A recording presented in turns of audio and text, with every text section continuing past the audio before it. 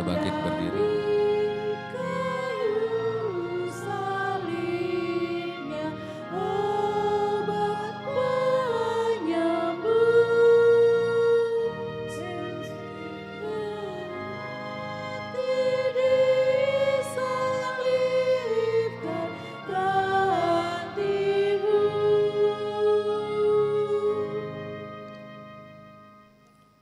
Marilah kita merendahkan diri di hadapan Tuhan untuk mengaku dosa kita.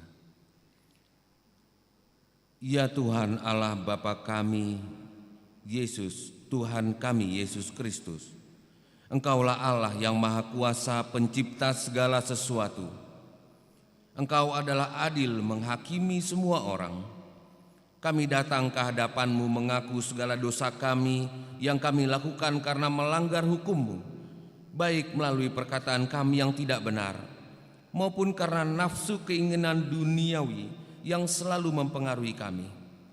Kami patut mendapat murka Tuhan akibat dosa kami itu. Tetapi Engkau adalah Tuhan pengasih dan penyayang.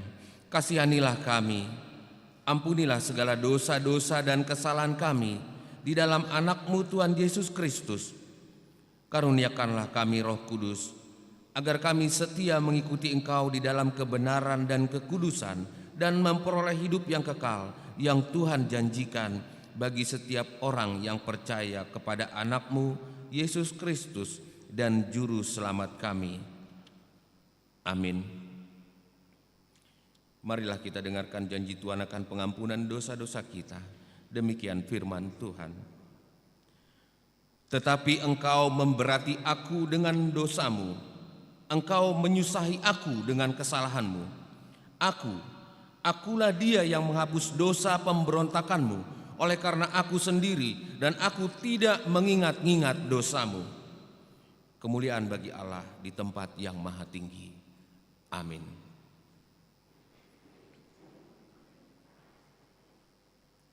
Kita bernyanyi.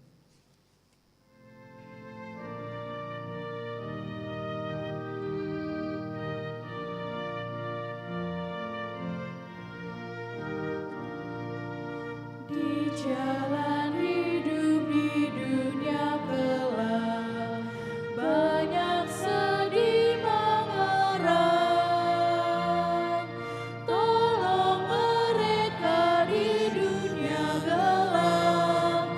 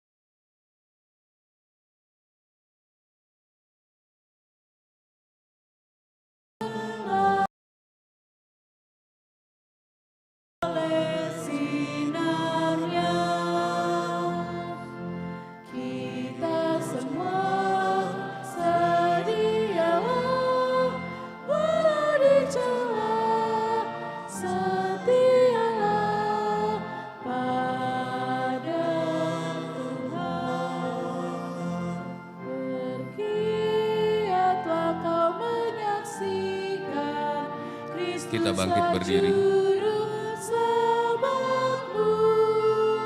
Semakin berani memberitakan Yesuslah Tuhan Rajamu. Kita semua sedialah mari jalan, setialah pada Tuhan. Marilah kita bersama-sama mengaku khusus.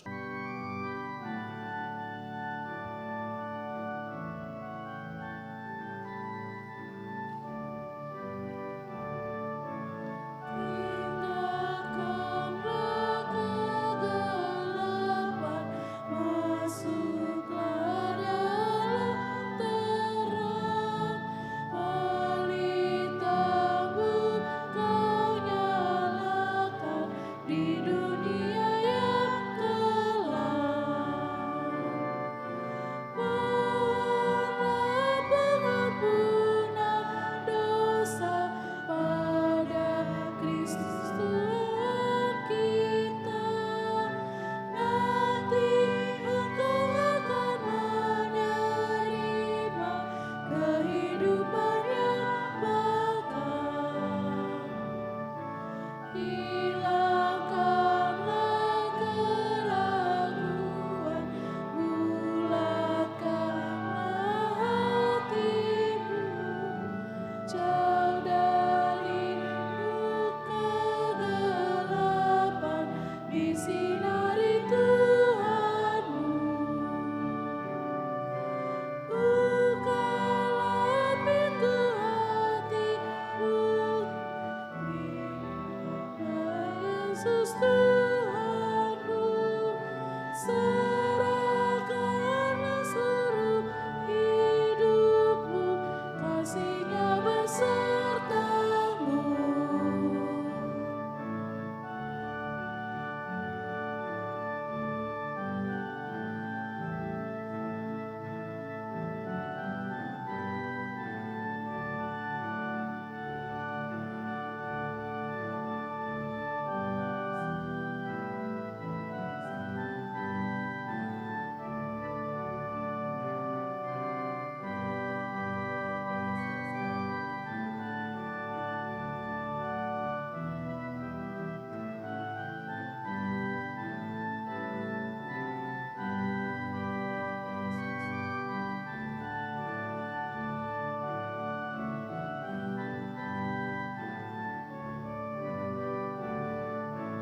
Hati yang terang dan damai selalu dalam dirimu.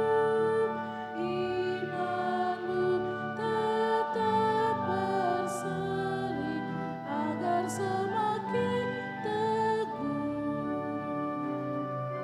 Dengan Yesus kau lakukan semua rencanamu. Yakin Yesus akan memberikan hidup baru bagimu.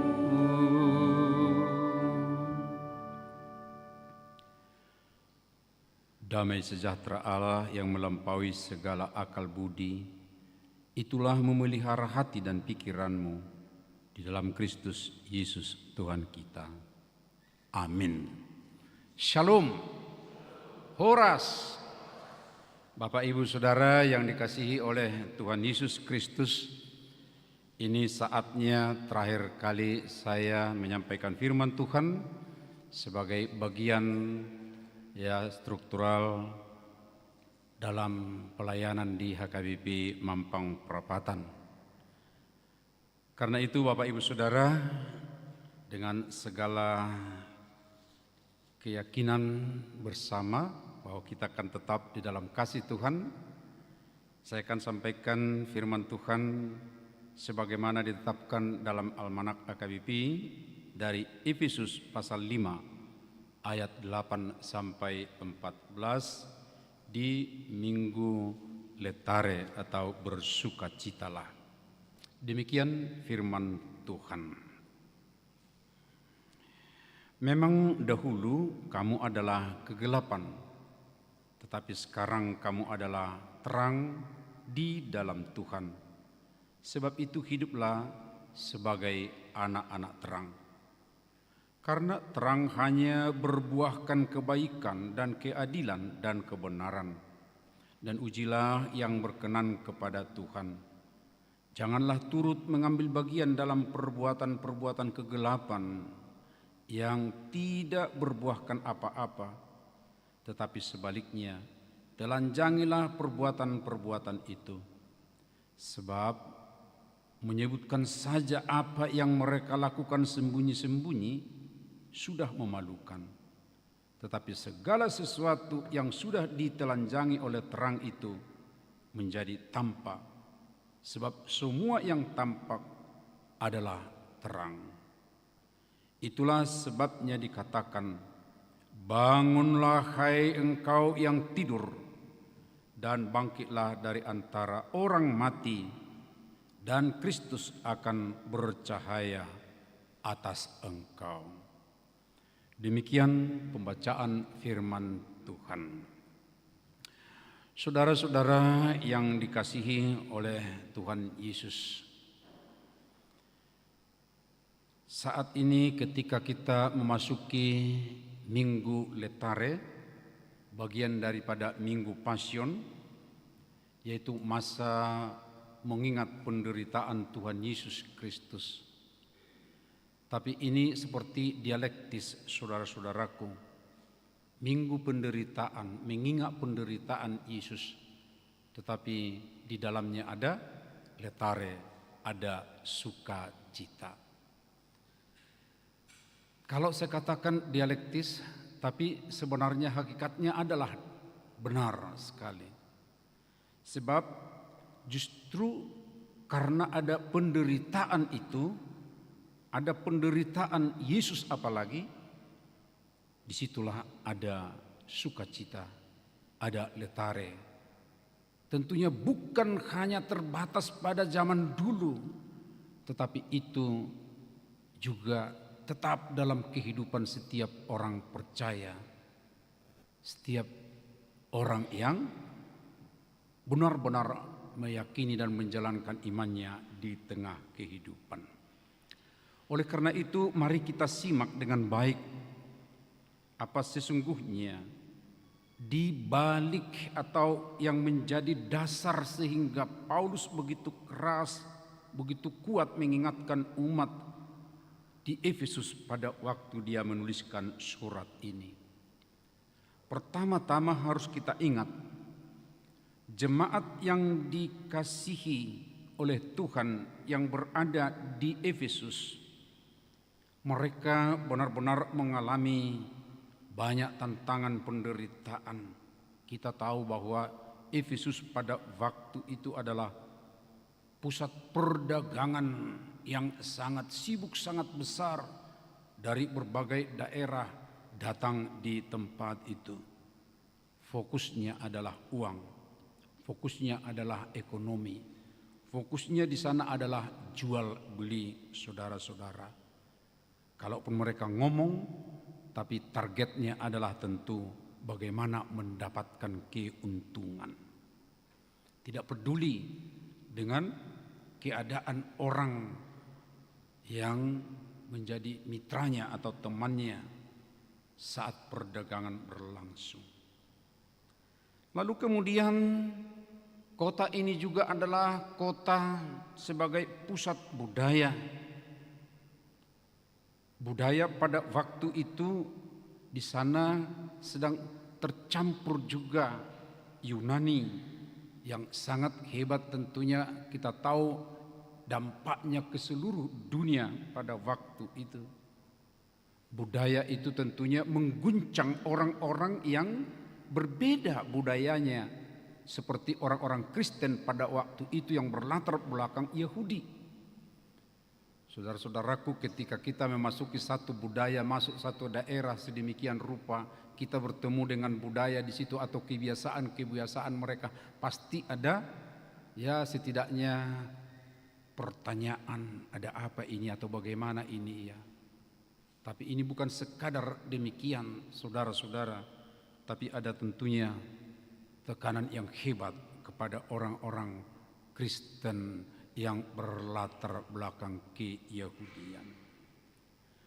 Lalu satu lagi adalah pusat keagamaan yang sangat populer dan sampai sekarang masih tentu kita ingat, yang bernama kuil Artemis di Efesus, pusat peribadahan yang mengagungkan kesuburan, kemakmuran populasi orang. Sebab Artemis itu adalah pemujaan kepada dewi yang dianggap memelihara kaum perempuan, memelihara rahim para perempuan, memelihara kesuburan ya, yang terus menerus, bukan 1-2 kali untuk satu orang saudara-saudara melahirkan.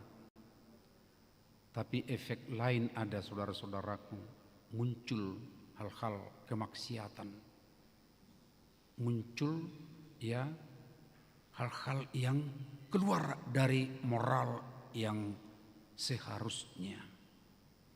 3 hal inilah saudara-saudaraku yang sedang mengguncang kehidupan orang Kristen pada waktu itu.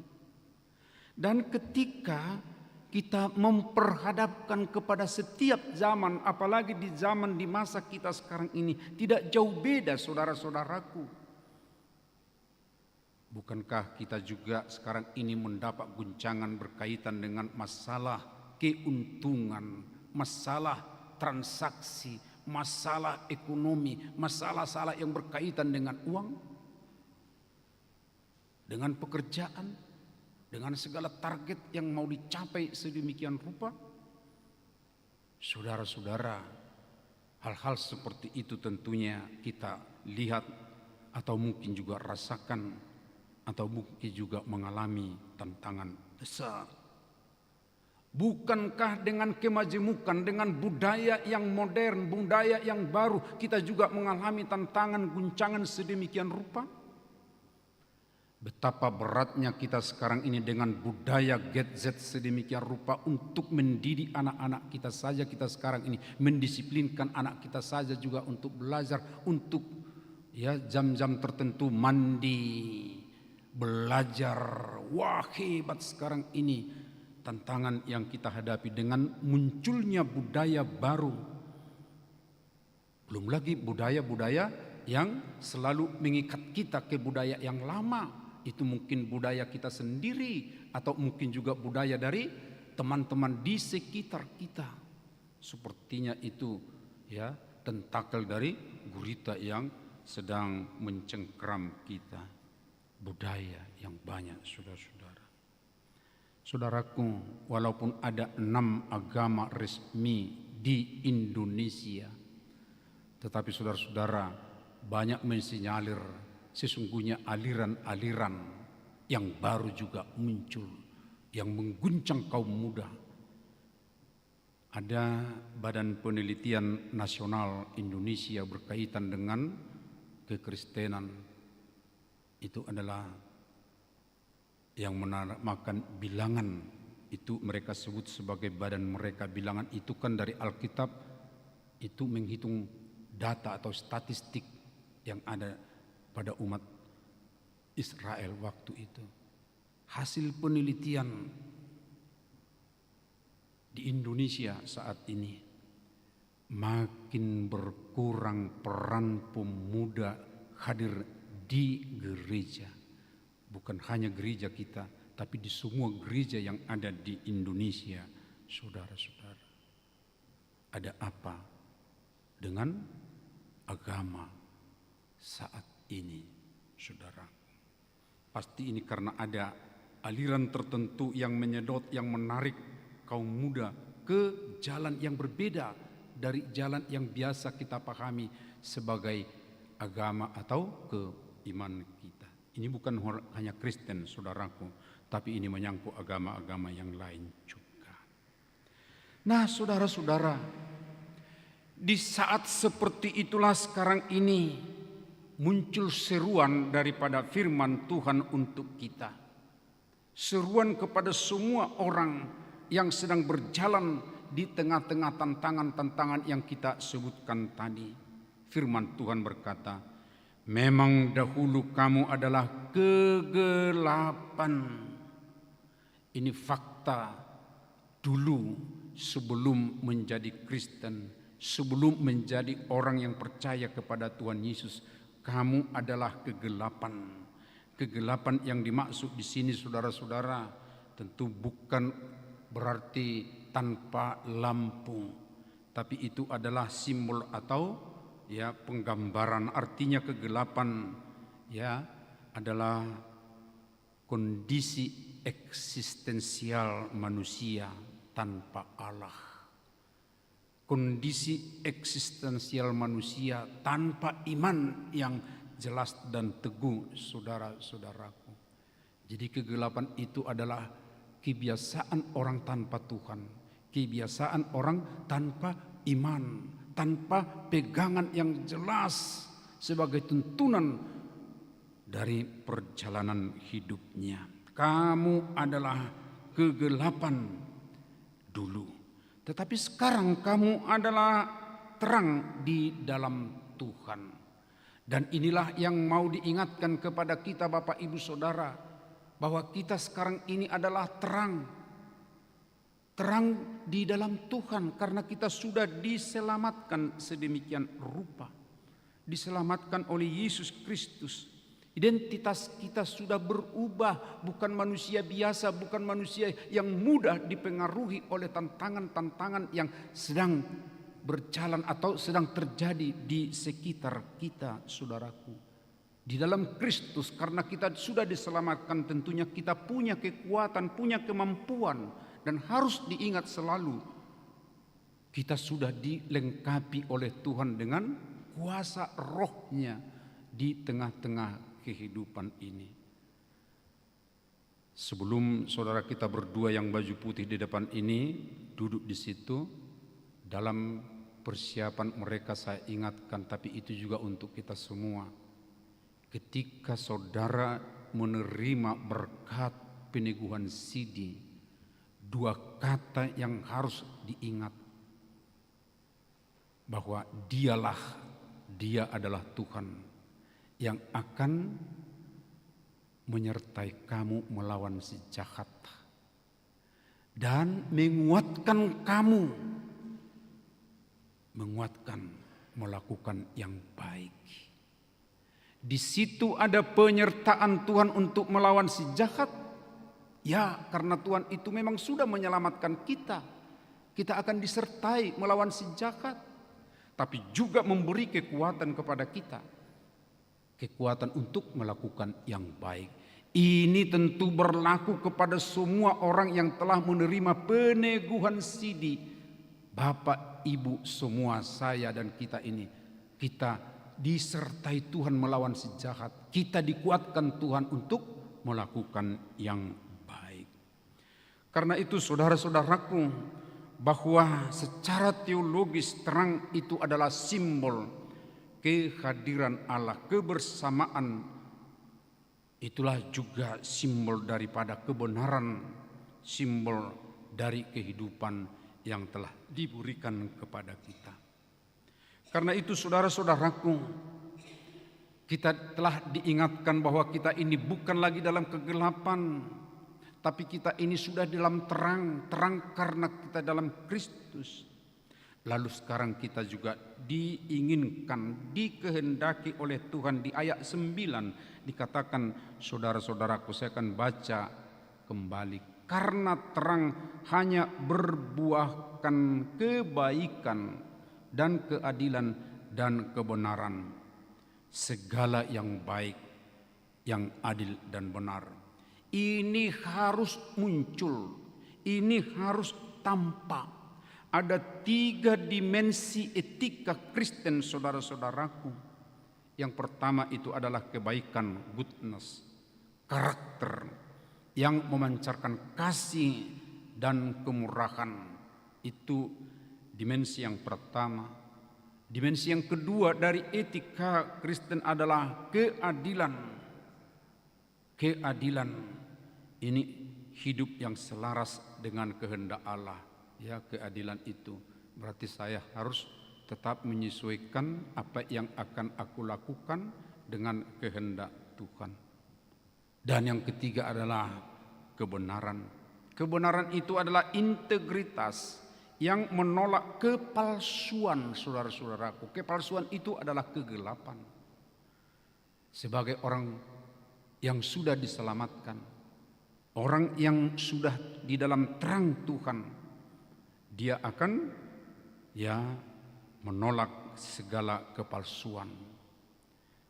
Kehidupan sebagai anak terang harus kita ingat, saudaraku, bukan sekadar identitas teologis, bukan, tetapi praktik etis sehari-hari. Ada kebaikan, ada keadilan, ada kebenaran dalam semua perilakunya. Terang, harus kita ingat, saudara, selalu terlihat melalui buahnya. Bayangkan kehidupan di kota besar kita ini, di kota modern, saudaraku. Gedung-gedung tinggi, berkilau. Bahkan bukan sekadar tinggi, sangat tinggi, saudaraku. Jalanan dipenuhi lampu mewah. Wah, kelihatan memang terang. Terang, tadi kita katakan itu tentu terang dalam arti karena ada sumber tertentu. Terang, tapi itu adalah terang materi. Dan juga teknologi. Teknologi kita sudah sebutkan. Ini menopang juga untuk membuat malam menjadi terang. Namun saudaraku, kalaupun ada hal-hal seperti itu, seringkali di balik terang secara fisik itu, secara materi itu, ada tersembunyi kegelapan moral, ada korupsi, ada manipulasi. Dan ini juga di tengah-tengah banyaknya kita di situ terlihat ada terang fisik, terang materi, ada kesepian, ada kemaksiatan, saudara-saudara, ada ketidakjujuran.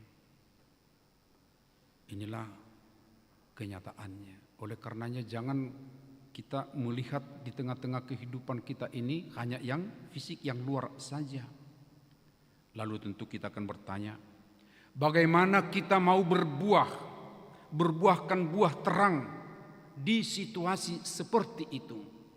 Pertanyaan ini tentu pertanyaan yang sangat baik, pertanyaan yang menggugah hati kita, dan juga tentunya ini bisa mengajak orang lain supaya benar-benar berbuah.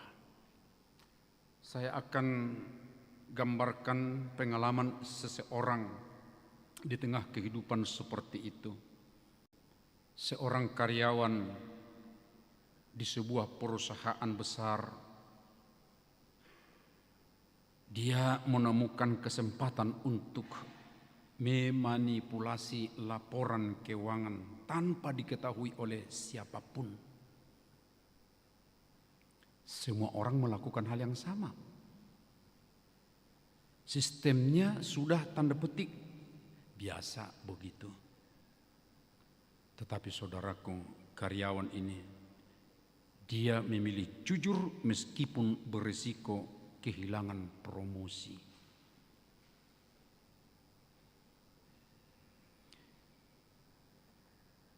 Tahun lalu,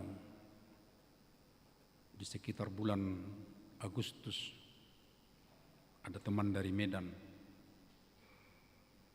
warga jemaat kita, HKBP. Tapi ini di Medan ya, bukan di sini, maksudnya warga jemaat kita di Medan. Amang pendeta, seringkali dalam bidang kerja saya, ada dana, sudah tertentu dana ini harus dibelanjakan. Tapi ketika sampai membeli bahan yang dimaksud, ternyata harus lebih uang ini. Lah kok bisa? Enggak tahulah bagaimana penganggarannya, mungkin dianggarkan lebih besar. Lalu bagaimana uang yang sisa ini ya? Kalau dikembalikan, saya dimarahi tidak bisa memakai uang, memakai dana yang dianggarkan dengan baik. Kalau saya tidak kembalikan, ini sudah melampaui dari apa yang dibutuhkan. Lalu bagaimana? Saya katakan, kamu harus lebih baik berterus terang bahwa dana itu memang terlalu besar dari fakta harga sebenarnya. Kalau harus dibeli, udah bilang saja kita beli untuk tahun yang berikut. Itu. Lalu dia berkata, ya saya akan coba untuk bicara seperti itu. Tapi pergumulan dia tadi, kalau tidak dibelanjakan, dia disebut orang yang tidak mampu untuk memakainya. Tapi ketika dibelanjakan ternyata harus lebih barangnya yang tidak perlu pada waktu itu. Uang diapakan kira-kira seperti itu. Dan itu udah kebiasaan untuk orang-orang sebelumnya, tapi tidak tahu bagaimana mereka memperlakukannya sedemikian rupa. Saudara-saudaraku, orang-orang yang berbuahkan kebaikan di tengah dunia seperti ini memang membutuhkan kekuatan, membutuhkan hikmat yang tentunya sangat besar, tidak hanya pikiran saja. Saya pikir hal-hal seperti inilah dulu Salomo telah lihat dalam kehidupannya ketika ditanyakan apa yang dia inginkan dari Tuhan. Yang diinginkan adalah hikmat, saudara-saudaraku, supaya di tengah-tengah kehidupan yang sulit itu dia mampu memberikan sesuatu atau melakukan sesuatu yang tidak berlaku. Tuntutan untuk memberi terang. Tadi kita menyanyikan satu lagu, buku nyanyian nomor 716. Di jalan hidup di dunia kelam, banyak sedih mengerang. Tolong mereka di dunia gelap, bawalah sinar terang. Lalu ada respon, pakailah aku jadi hambamu, bawa terang ke dunia gelap. Saudara-saudaraku, respon inilah juga tentunya menjadi respon kita. Jadilah aku, jadilah kita hamba Tuhan, bawa terang ke tengah dunia gelap. Saudara-saudara, ada lagi hal yang tentunya sangat perlu untuk kita perhatikan. Dari ayat 11 saya baca ulang, janganlah turut mengambil bagian dalam perbuatan-perbuatan kegelapan yang tidak berbuah, tetapi sebaliknya telanjangilah perbuatan-perbuatan itu. Kalau kita punya terang atau kita melihat terang atau memakai terang, pasti ada dua fungsi daripada terang itu. Satu, fungsinya adalah menerangi, tapi itu juga akan menyingkapkan. Ketika lampu dinyalakan, kita bukan hanya melihat jalan, tapi kita juga akan bisa melihat debu yang ada di jalan tersebut. Yang mungkin tadinya tersembunyi, tapi karena ada terang akan terlihat. Hal ini juga perlu saudara-saudaraku. Kita ingat secara historis orang Kristen mula-mula dikenal sebagai komunitas yang hidup berbeda di tengah masyarakat Romawi. Mereka menolak immoralitas. Immoralitas berarti praktek-praktek yang tidak bersesuaian dengan moral, yaitu yang mereka lakukan. Jadi bukan karena mereka merasa lebih suci, tetapi karena terang Kristus mengubah cara hidup mereka. Karena ada terang itu, jadi bukan hanya yang terlihat di luar, tapi yang dari dalam. Ini moral yang digerakkan dari dalam, saudara-saudaraku. Yang mungkin berbeda dengan lingkungannya, berbeda dengan orang-orang di sekitar. Yang di sekitar tadi ada praktik-praktik yang tidak baik, immoral. Tapi orang-orang yang sudah ada terang itu, mereka akan digerakkan untuk melakukan sesuai dengan apa yang tergerak dari hati oleh kuasa Kristus. Karena itulah saudara-saudaraku, seorang yang sudah benar-benar hidup di dalam kehidupan atau keselamatan dari Tuhan, walaupun kita menderita, saudara, pasti ada menderita tantangan sedemikian rupa. Tapi ingatlah, sebagaimana Kristus yang menderita itu, dia jalani dengan baik, tapi itu akan menjadi sukacita.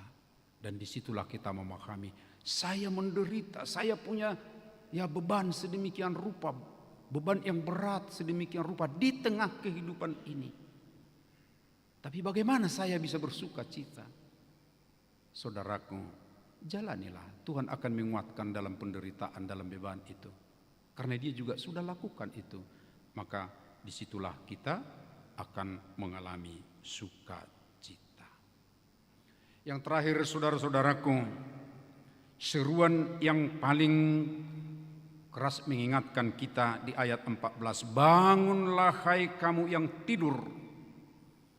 Kata tidur di sini, saudara-saudaraku, yang dibuai, yang dilelapkan oleh yang indah-indah, yang enak-enak, yang jamak dilakukan orang di tengah dunia. Tapi Tuhan katakan, bangunlah hai kamu yang tidur, dan bangkitlah dari antara yang orang mati. Ini juga orang mati. Ini bukan berarti orang mati dalam arti fisik, tapi mati tentunya secara rohani. Maka Kristus akan bercahaya atas kamu. Harus ada keinginan, harus ada gerak dari kita, kemauan untuk bangun, untuk bangkit. Karena itu saudara-saudaraku yang muda-muda apalagi, jangan hanya berdiam diri. Ini istilah berapa dekade terakhir ini mager katanya kan. Apa ya mager ya? Ini seperti kata baru, ternyata singkatan baru. Malas gerak, begitu ya? Iya, malas gerak katanya. Hati-hati saudara-saudara, secara fisik saja kalau malas gerak bagaimana fisiknya? Ya kan sakit, ya akan terbiasa begini. Kalau begini tadinya geraknya ya begini terus, karena malas menggerakkan tangan saja sudah malas. Ya saudaraku, tapi ini lebih dari itu tentunya yang diinginkan oleh Tuhan. Harus bangkit, harus bangun, harus dari diri yang terdalam kita. Ya, bangunlah hai kamu yang tidur, bangkitlah dari antara orang mati, maka Kristus akan bercahaya atas kamu. Saya baca-baca saudara-saudaraku, ya, ini ternyata ayat 14 ini merupakan himne baptisan pada gereja mula-mula. Jadi kalau ada baptisan, kita ingat ya, baptisan di awal-awal itu baptisan dewasa, ya, ini menjadi himne, nyanyian yang mereka nyanyikan dengan baik. Dan saya pikir ini perlu untuk kita. Hai jiwaku bangkitlah, hai jiwaku bangunlah. Ya, oleh karena itu memang lagu-lagu yang kita nyanyikan itu sering kan seperti kita sendiri menyerukan kepada diri kita kan untuk bangkit, untuk bergerak. Ya itu perlu supaya kita dimotivasi, termotivasi dengan baik untuk berbuah yang tadi, untuk menyatakan terang itu di sekitar kita. Hayo bangkitlah, hayo bangunlah saudara-saudaraku. Jangan menjadi orang yang pasif, jangan orang yang hanya menerima saja atau mengatakan biarlah mereka di situ. Tidak, tapi kita harus bergerak.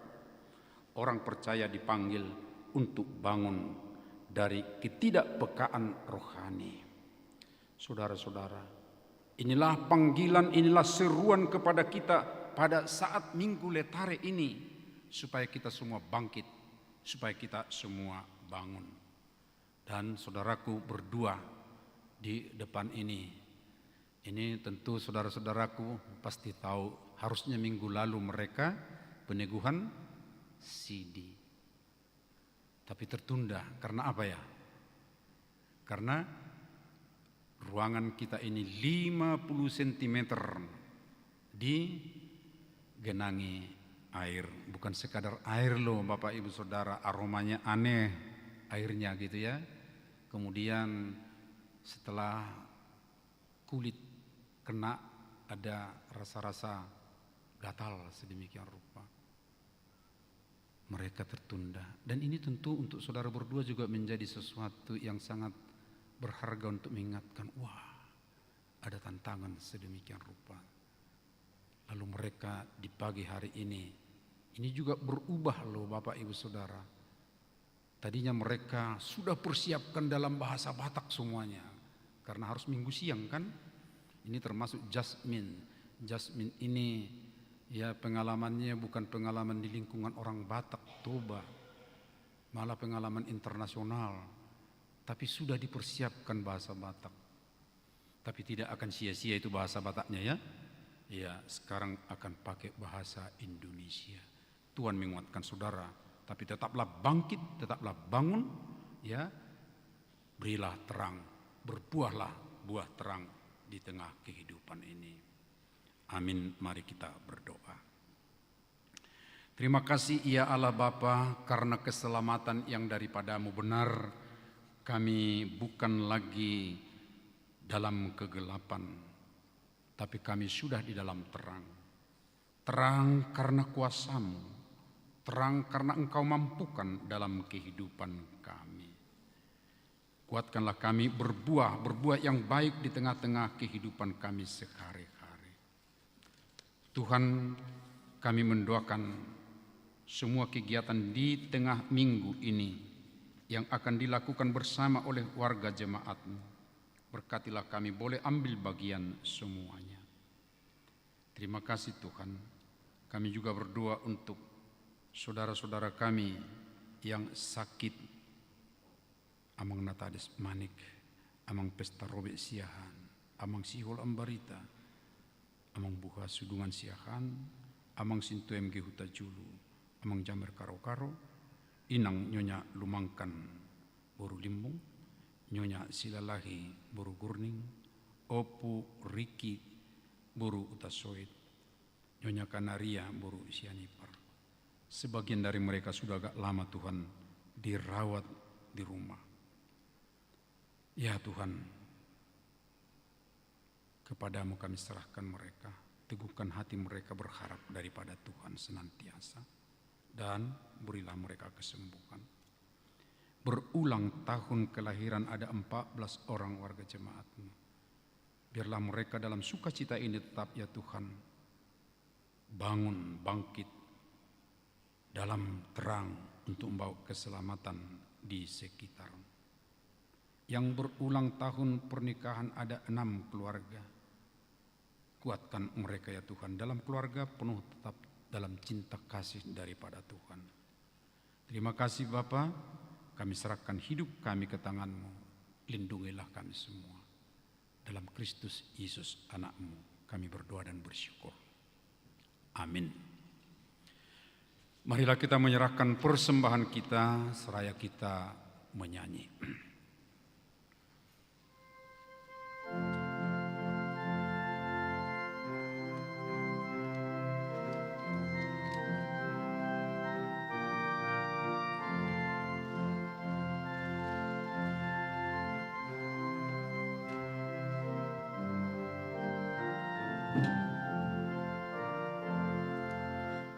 Yesus inginkan hidupku bersinar baginya,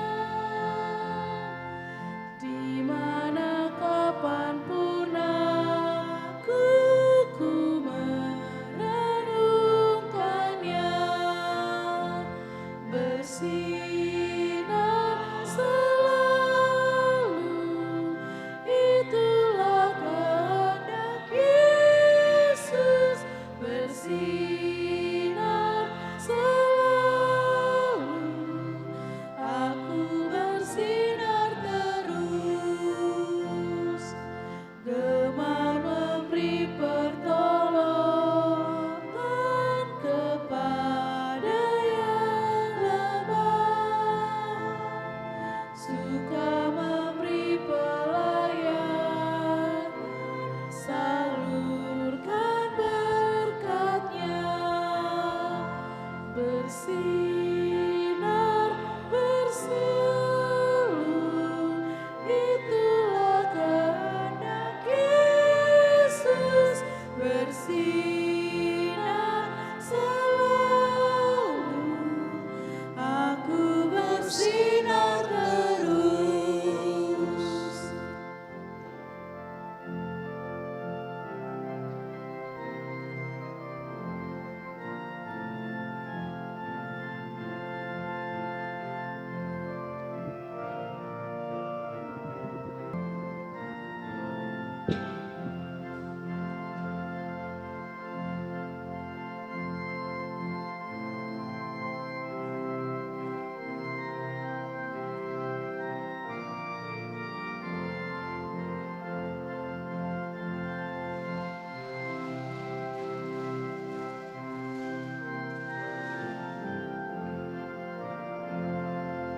Yesus beri pertolongan dan jaga hatiku, agar selalu bersinar meniru Tuhanku, bersinar selalu, itulah kehendak Yesus, bersinar selalu, aku bersinar terus. Saatnya kita akan memasuki penyaksian iman. Marilah kita menyanyi dari 148.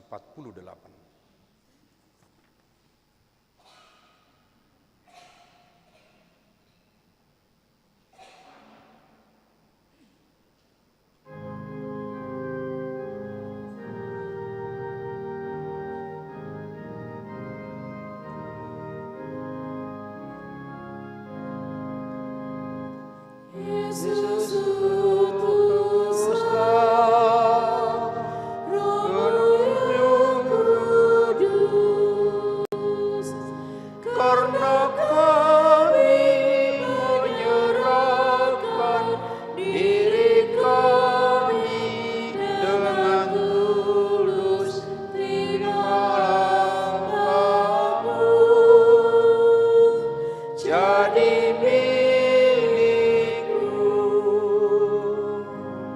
waktu yang lalu, orang tuaku telah janji kepadamu saat aku dibaptiskan, harus beriman kepada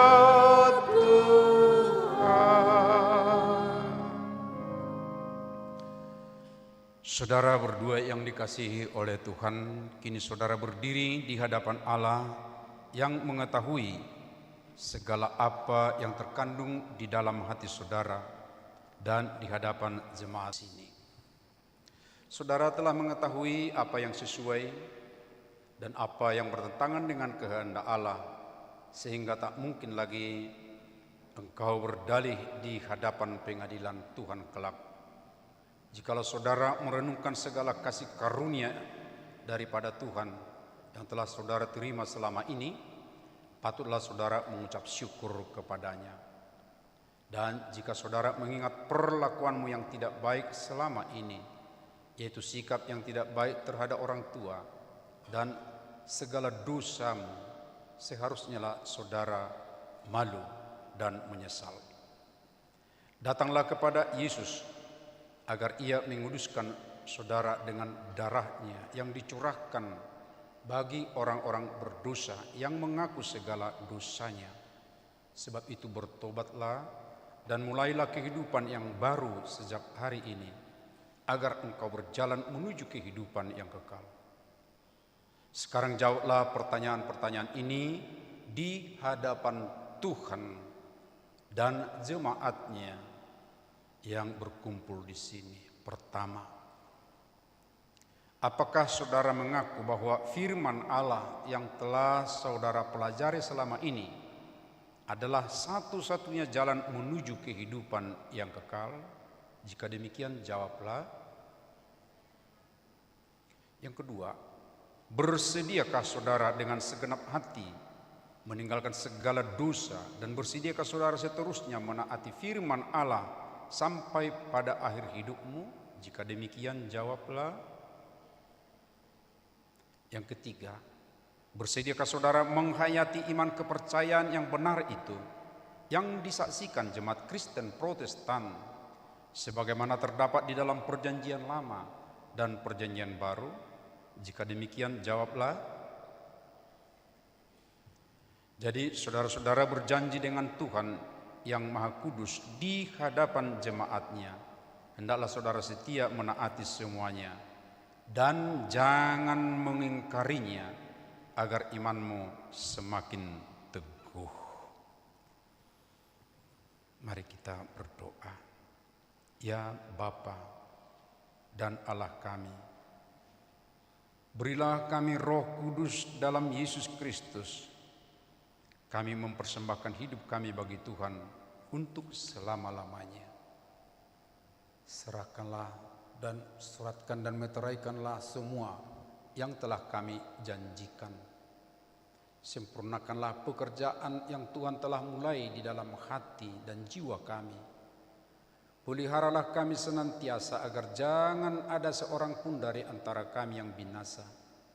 Bimbing dan tuntunlah kami untuk memperoleh kehidupan yang kekal dalam diri anak-Mu Yesus Kristus Tuhan kami. Amin. Sekarang ikrarkanlah iman kepercayaan kita bersama menyaksikannya. Aku percaya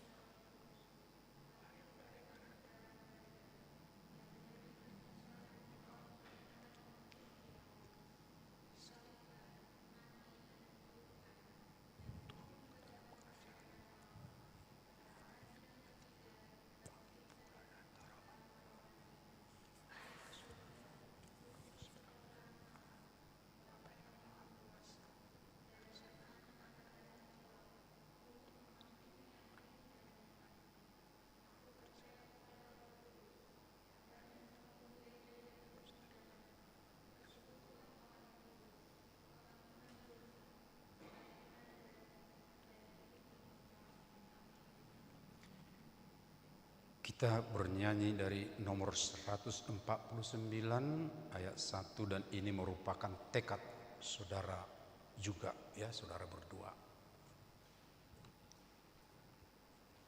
149.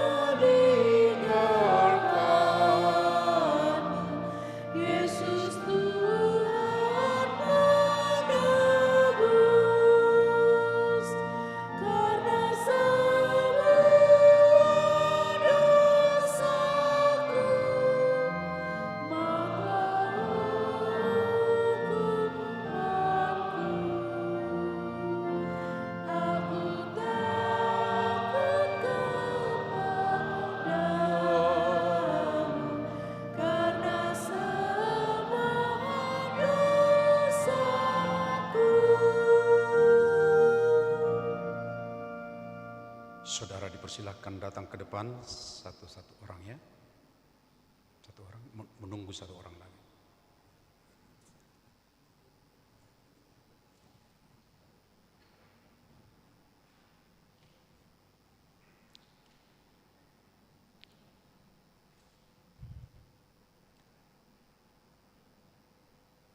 Surat menyaksikan iman untuk saudara Dapot Putra Herianto Sigiro pada Minggu 15 Maret 2026. Jagalah hatimu dengan segala kewaspadaan, karena dari sanalah terpancar kehidupan.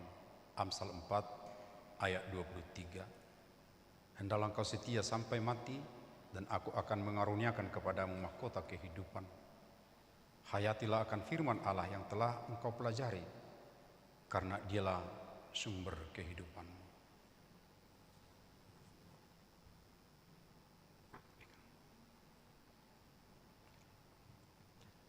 Terimalah berkat daripada Allah Bapa, Anak dan Roh Kudus.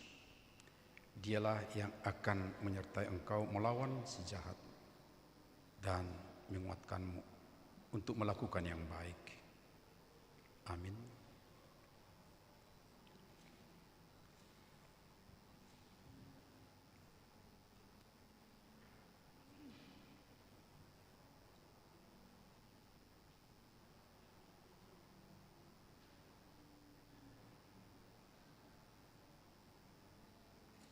Surat menyaksikan iman, amanat untuk Jasmine Darwin yang menyaksikan iman pada Minggu 15 Maret 2026.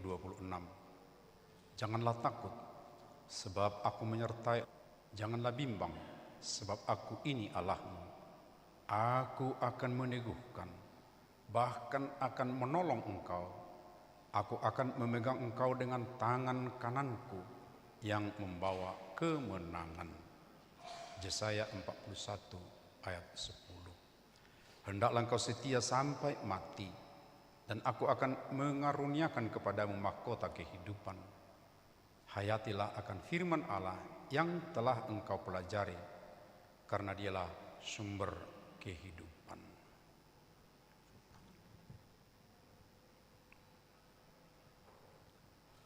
Terimalah berkat dari Allah, Bapa dan Anak dan Roh Kudus.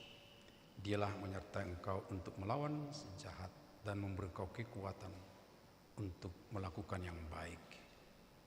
Amin.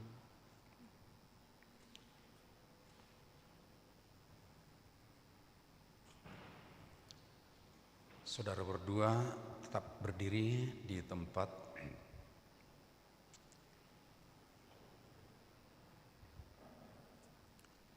Saudara yang dikasihi Allah, kini saudara sudah menjadi teman sesama untuk menerima perjamuan kudus.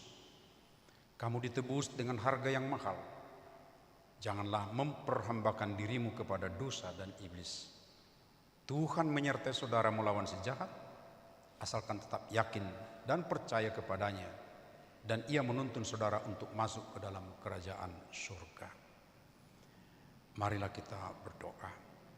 Bapa kami yang di sorga, kasihanilah mereka yang kami serahkan kepadamu. Peliharalah mereka dalam Roh Kudus. Teguhkanlah mereka di dalam firman-Mu dan di dalam janji yang telah mereka ikrarkan, agar iman mereka menjadi nyata melalui perbuatan-perbuatan yang baik. Amin. Marilah kita bangkit semua dan kita menyanyi.